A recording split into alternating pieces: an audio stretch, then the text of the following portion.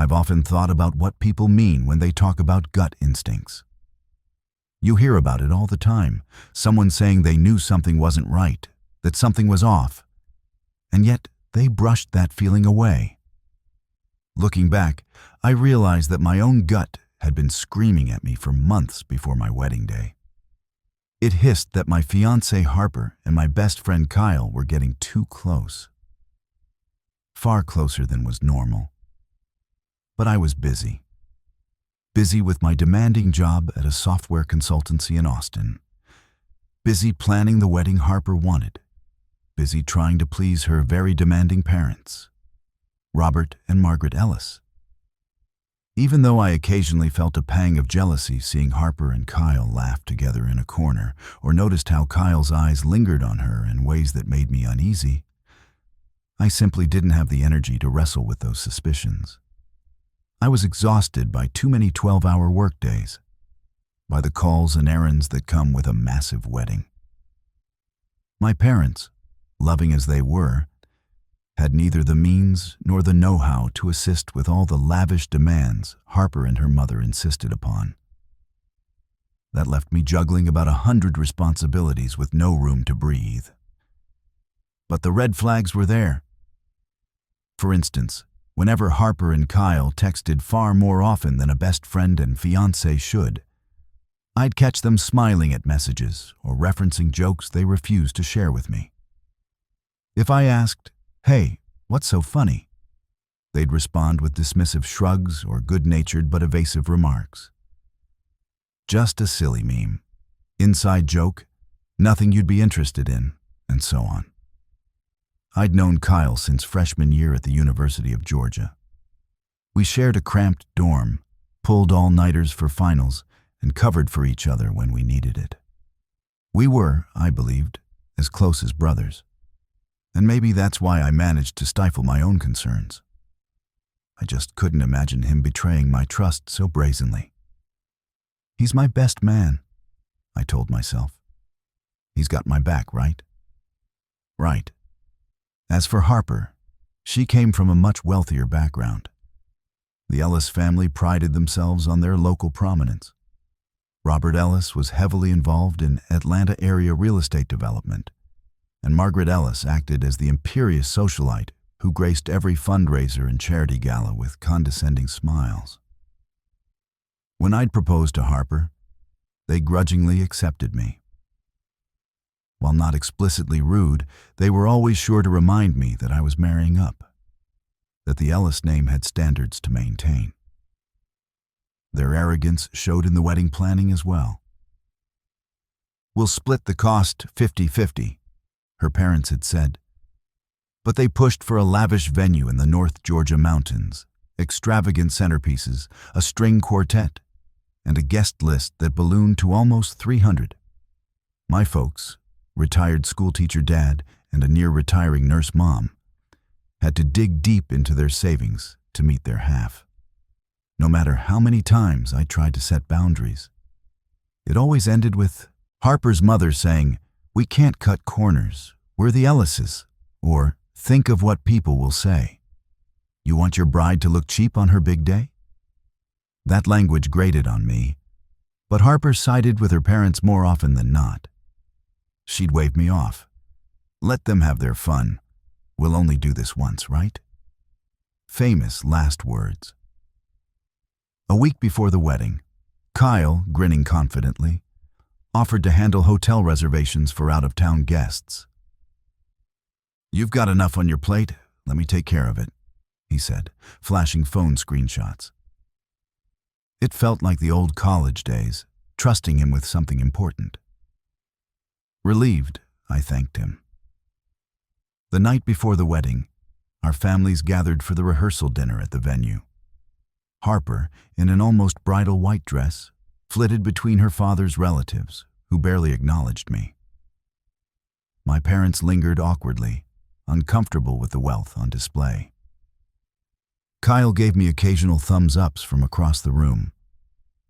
After the run-through, we moved to the lounge for an after-party. Spirits were high until I noticed Harper was missing. Calls went straight to voicemail. bridesmaid casually said she felt overwhelmed and stepped out for air. I shrugged. It was the night before the wedding. Maybe she just needed space. Time trickled by, and Kyle disappeared too. At first, I wasn't overly suspicious. Maybe he went to pick up more champagne.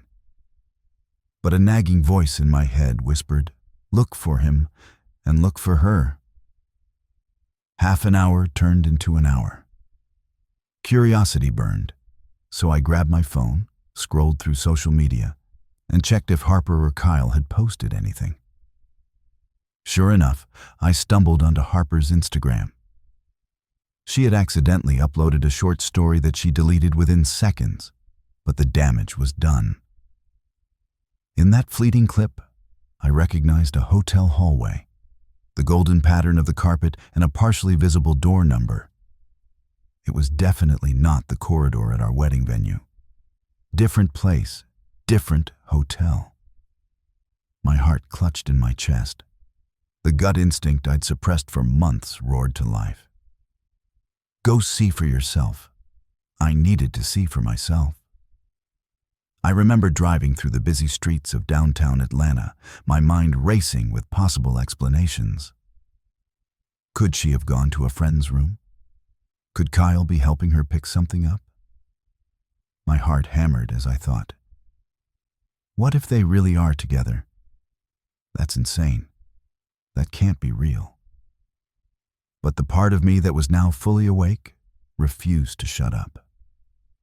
I knew Kyle had made some recent hotel bookings for guests, but I didn't have the details. So I parked, walked into the lobby of one of the more upscale boutique hotels in Buckhead, and tried to see if the front desk recognized me from earlier visits or from Kyle's group reservations.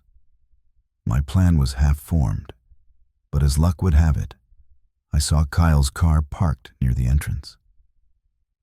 If that wasn't a sign, I didn't know what was. I reached the 8th floor. My eyes combed every door number, searching for the one I'd glimpsed in the Instagram video. 846, 847. My pulse raced. Each step echoed in the silent corridor. The night air outside the windows was pitch black. The overhead lighting felt too bright, like it was exposing me before I could even confront them. But I didn't want a confrontation. Not yet. Something in me insisted on gathering proof so I could never question my sanity afterward. So I snuck forward, pressed my ear to the door of room 847. Initially, I heard nothing. Heart pounding, I quietly tested the handle. And to my shock, the door wasn't deadbolted from the inside. Someone had carelessly left it locked only by the electronic mechanism. Kyle, ironically, had slipped me a master key card earlier in the month, citing wedding emergencies, just in case something goes wrong with guest rooms, he'd said. I fished it out of my pocket, slid it into the slot, and after a moment the tiny LED turned green. The handle unlocked with a soft click. They gave me the weapon for their own undoing, I thought. My stomach lurched.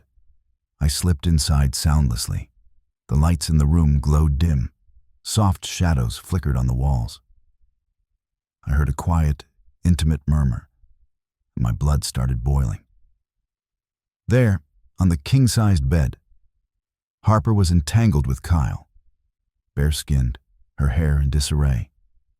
She was lying sideways across the plush bedding, and Kyle was leaning over her. They were in the midst of a hushed conversation, something I didn't quite catch, but her giggle was enough. That was all I needed to see. My fury surged so violently that I instinctively curled my hands into fists. I wanted to hurl curses, to rip Kyle off the bed and beat him senseless for daring to do this. But some calm corner of my mind said, "Stop. Show them no reaction. Take the proof." I recalled how the wedding was happening in less than 12 hours. I wanted them to stand at that altar with me, believing I was none the wiser, so I could publicly unravel their perfect facade. Let them think they got away with it. With shaking hands, I raised my phone, switched it to video mode, and zoomed in. My thumb hovered above the record button. Yes, I told myself.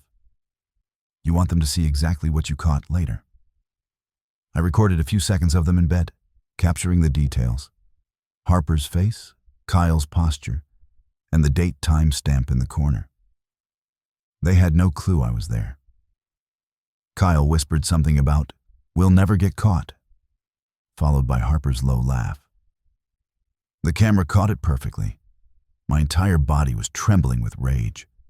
I forced myself to remain silent so they wouldn't notice.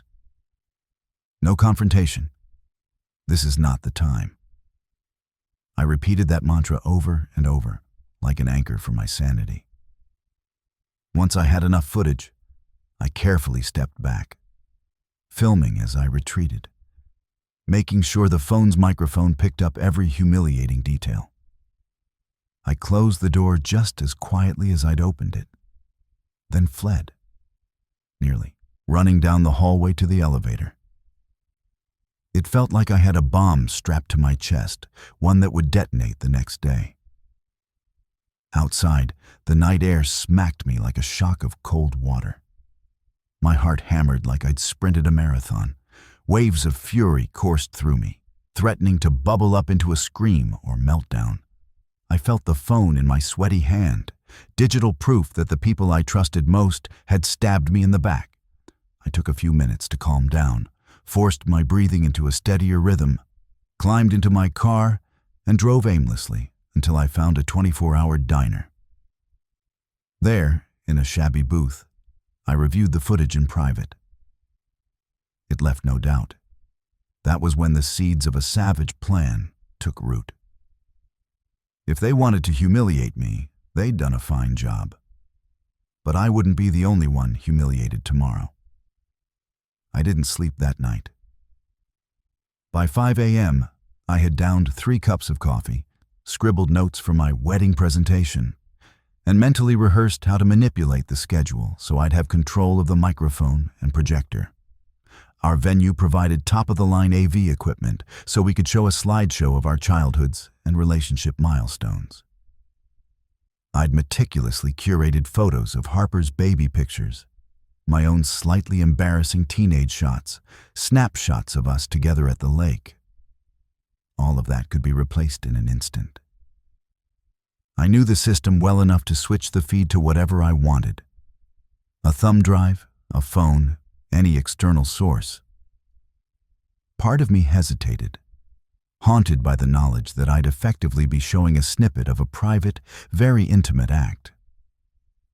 But then I remembered how they had done it behind my back the night before the wedding. The cruelty of that betrayal justified, at least in my mind, the severity of my payback. Actions have consequences. At 6:30 a.m., I headed home to the apartment Harper and I had shared for almost a year. Unsurprisingly, she wasn't back yet. If she thought I was oblivious, maybe she'd sneak in around dawn, slip into the guest room, and pretend she was just out for a girls' night. But when I opened the door, everything was still as we'd left it. The living room light was off, the bedroom neat. I walked into the bedroom that once felt warm and inviting. Now it felt like foreign territory. I saw her phone charger on the bedside table, the ring box I'd given her still displayed on the dresser. The heartbreak flared again, but so did the anger.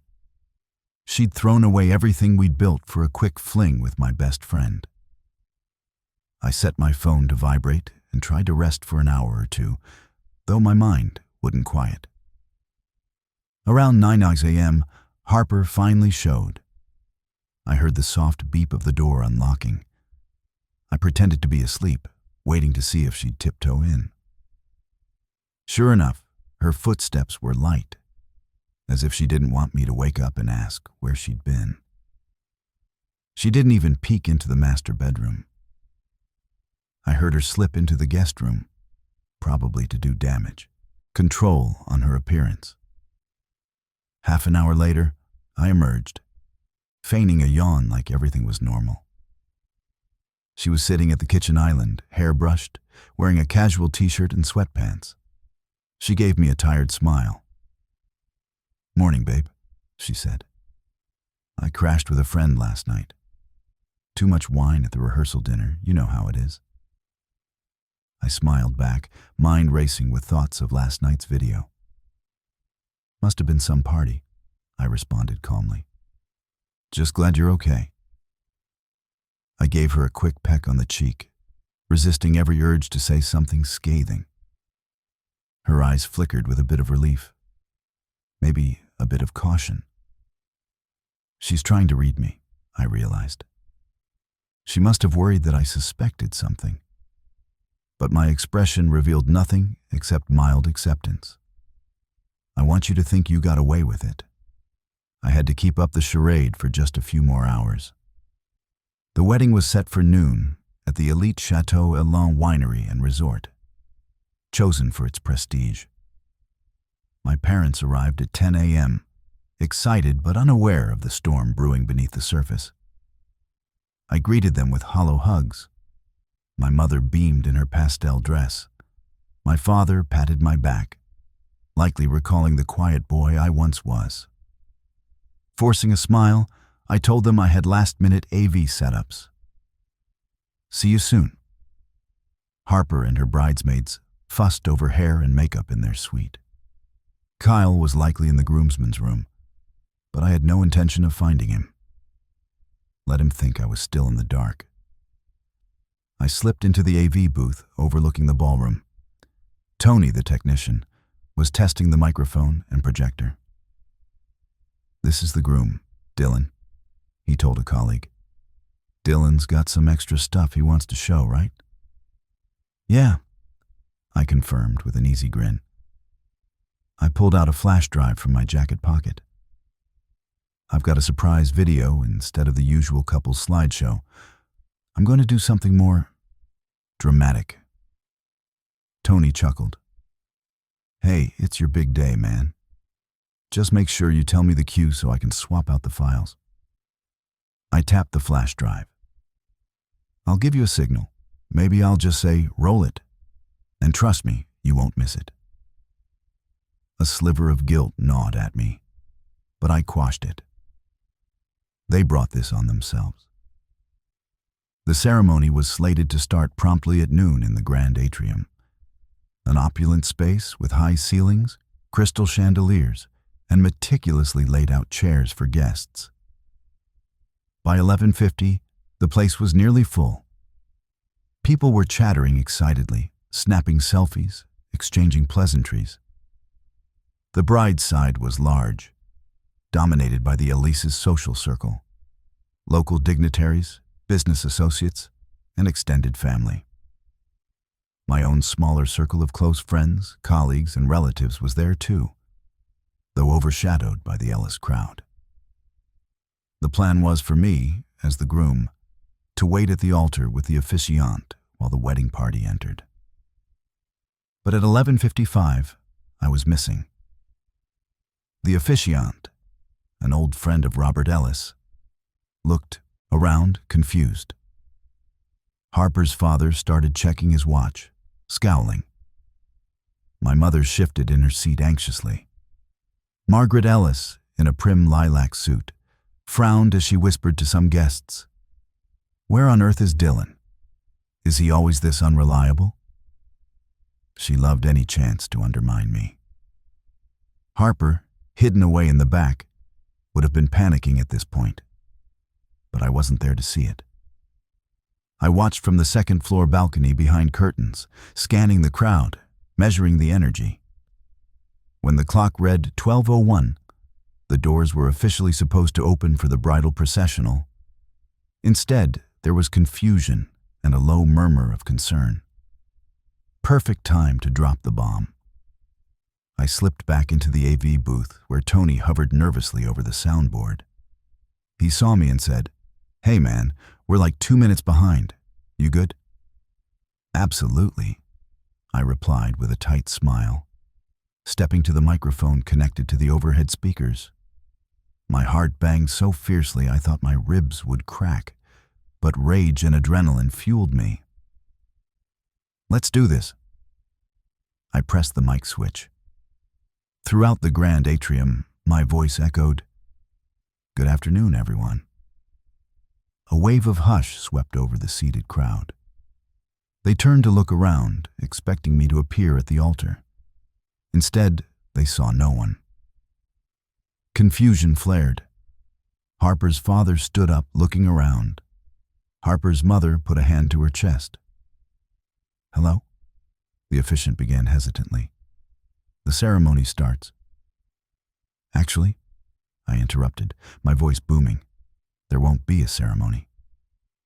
Gasps fluttered through the hall, wave after wave. People craned their necks, trying to pinpoint my location. Some even stood up to see if I was by the sound system. Harper must have been losing her mind in the bridal suite. Tony gave me a wide-eyed glance. I nodded for him to play the video. He fumbled, inserted my flash drive, and waited for me to say the cue. "Before we get too upset," I said, my voice bouncing off the walls, "I have something to show all of you. A brief video. Tony, if you would, roll it." On the massive projector screen, which had been displaying a looping slideshow of me and Harper in happier moments, the image cut out for a brief second. The screen went black. Then a grainy but unmistakable video started to play. The footage I'd captured less than 12 hours earlier. Harper and Kyle tangled in the bed sheets, voices audible, the date and timestamp shining in the lower right corner. I'd edited it just enough to highlight the moment Kyle's face turned toward the camera, though he never actually saw me. I'd zoomed in so one could read the clock behind them clearly, labeling it as the night before this wedding. Shocked cries erupted. A hush of disbelief followed, then a roar of outraged whispers. Some guests froze, hands pressed to their mouths. One older aunt literally shrieked, "Oh dear Lord!" Robert Ellis, who was standing, nearly toppled over his seat. Margaret's face contorted like she'd swallowed acid. Kyle, presumably in the groomsmen's lounge, might have heard the gasps and realized what was happening. "Too late now, buddy." Even from the booth, I heard frantic footsteps and shouts. The officiant stared helplessly at the screen, powerless. A bridesmaid let out a wail, and from somewhere off to the side, I heard someone yell, "Turn that off!"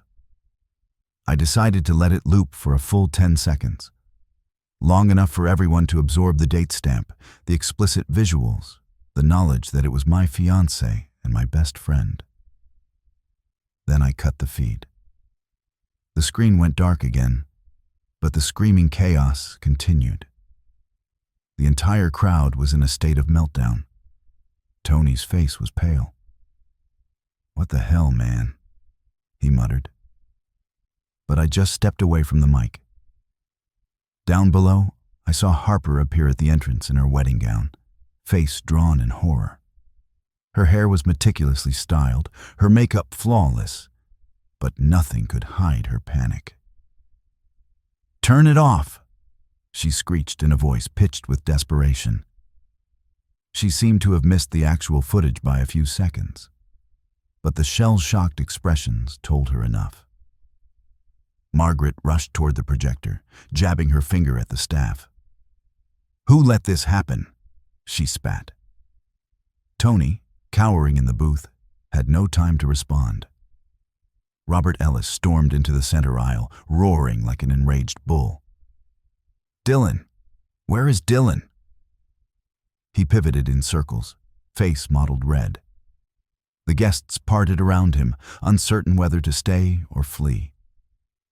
My mother was in tears.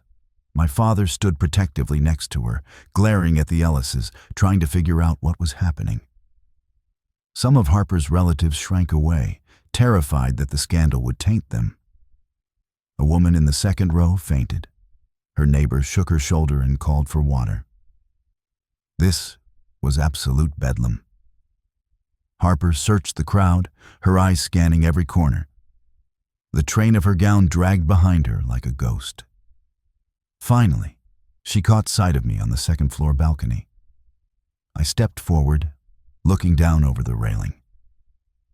The entire congregation followed her gaze, locking onto me like I was a ringmaster at a particularly macabre circus. "What are you doing?" Harper shrieked, voice cracking with outrage. "You're not supposed to see me before the wedding, you coward." A bizarre complaint under the circumstances. I felt a twisted sense of satisfaction that even in this meltdown, she clung to the superstitious tradition about not letting the groom see the bride. "There is no wedding," I announced, letting my voice carry. "You made sure of that last night." She froze, tears glittering in her eyes. "Dylan, please, let's just talk this out, not in front of everyone." "Why not?" I shot back. "You had no problem cheating on me with my best friend. I'd say everyone who spent money and time traveling here deserves to know why the ceremony is canceled." Her mother, furious and red-faced, pointed an accusing finger at me. "You've ruined the Ellis name in front of all these prominent guests. Don't you realize how humiliating this is for us?" I laughed, a bitter bark of a laugh. Humiliating. Harper and Kyle humiliated me. I'm just returning the favor. There was a sudden commotion at the front of the room. Kyle himself emerged, wearing his half-button tux, hair disheveled, eyes wide with panic. "Dylan, let's talk about this." He tried to approach the dais. I dashed down the stairs into the main hall to face him. Harper was right there too, scrambling to block me. Her big white dress got in the way, and I shoved past. I felt physically ill with rage. My fists clenched so hard they ached. Kyle stammered, "Man, you took it out of context. She was upset. I couldn't stand to hear him. The images of them in bed, recorded by my phone, replayed in my head. A savage wave of fury tore through me, and I slapped him across the face. The blow was so forceful it echoed in the hush that fell over the crowd. Kyle staggered, hitting the floor with a pained groan. The entire audience gasped. Harper shrieked, "Stop it! You're hurting him!"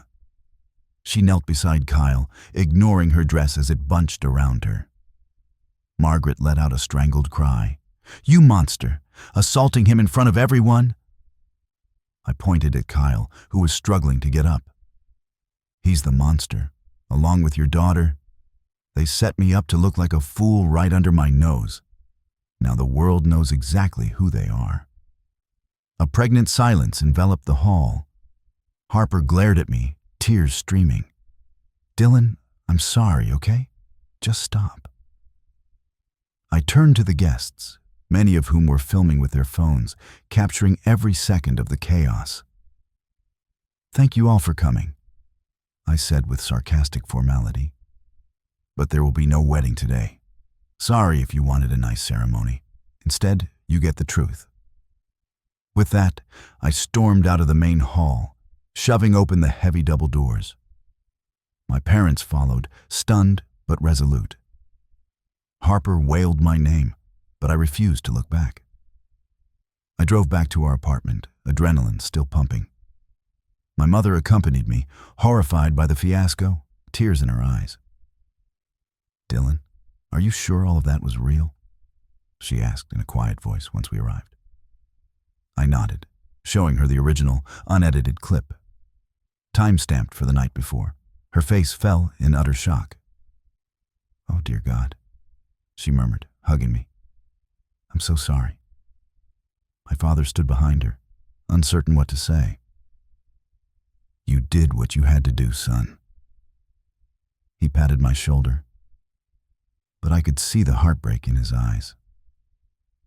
"We lost a lot of money on this wedding, but we'd rather that than see you living a lie." I thanked them both, telling them to go home and rest. They left after many reassurances of their unconditional love. Despite everything, a part of me felt guilty for how dramatically the wedding blew up. My parents had to witness that humiliating spectacle after sacrificing so much. But I hadn't known how else to handle it. Quietly canceling the wedding wouldn't have given me closure. I needed the truth out in the open. Once alone, I set about moving Harper's stuff out of the apartment that same night.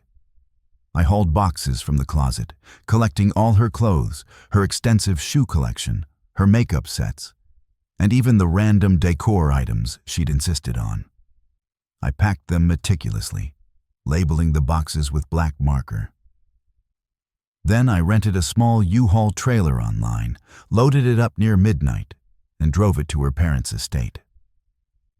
It was a sprawling mansion in a gated community outside Alpharetta, a monument to the Ellises' inflated sense of worth.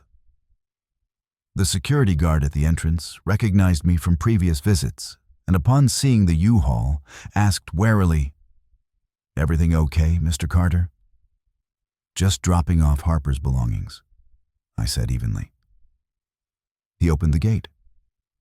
I parked outside the front door under the grand portico, where stone pillars and a wide mahogany door seemed to tower above me in judgment. My anger still simmered, but mostly I felt an odd calm.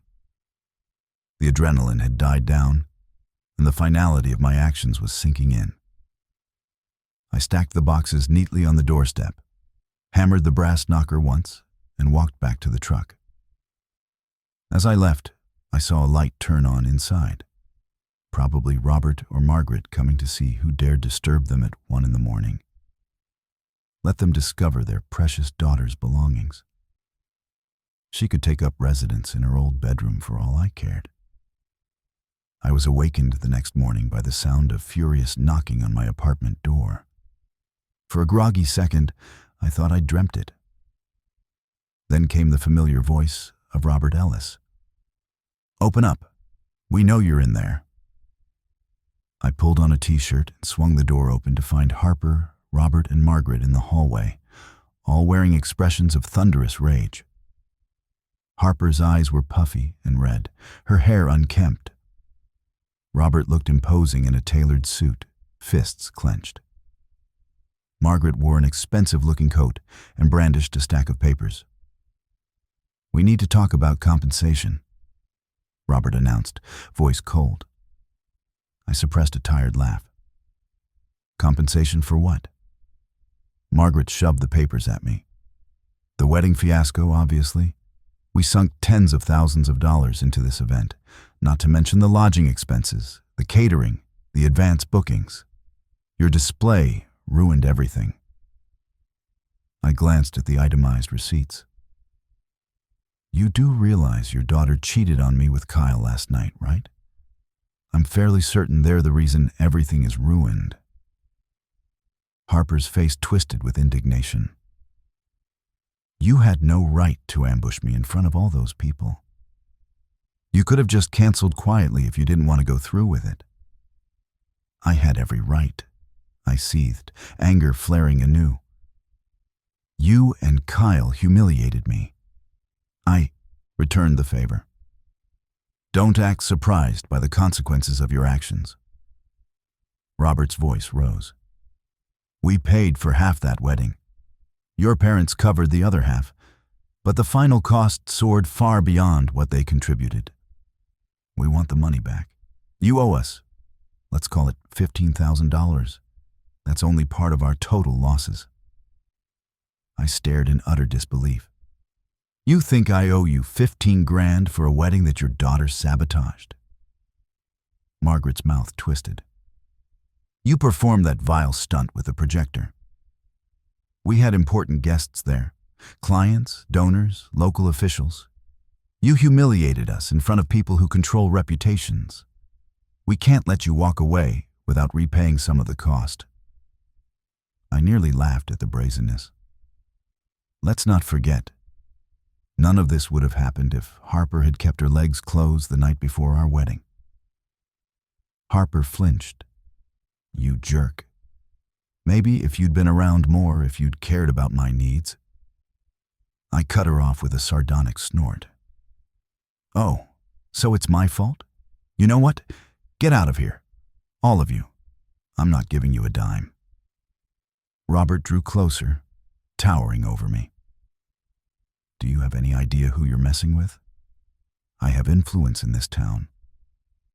So you've said.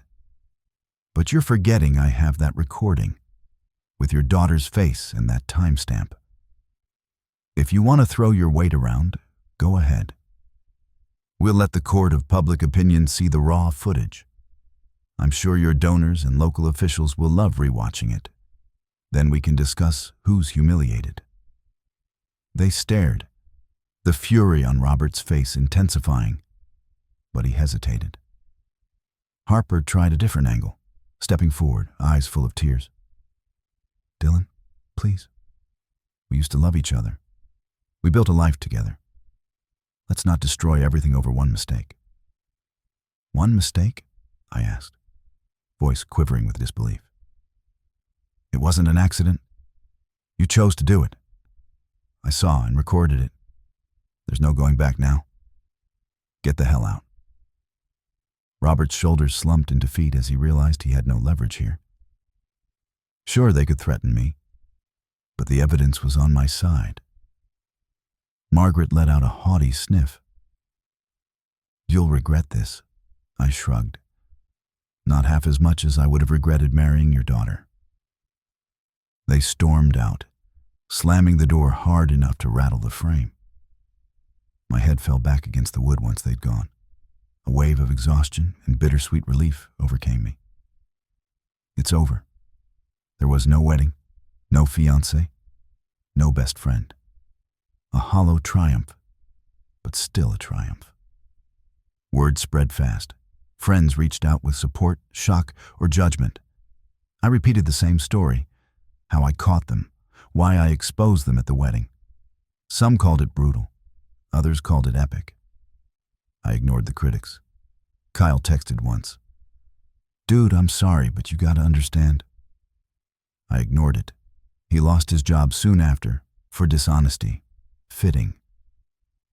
My parents were torn, heartbroken over the money lost, but relieved.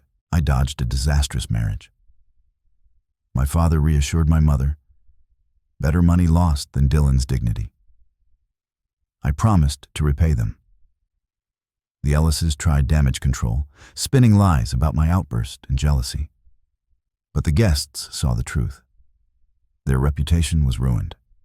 Harper, disgraced, drifted between friends, maybe even back to Kyle. I didn't care. I moved to a cheaper apartment in Midtown, threw myself into work, and slowly rebuilt. Heartbreak lingered, but anger drove me forward. Over time, the scandal faded. Still, I kept a clip of that hotel footage, just in case anyone ever questioned what really happened.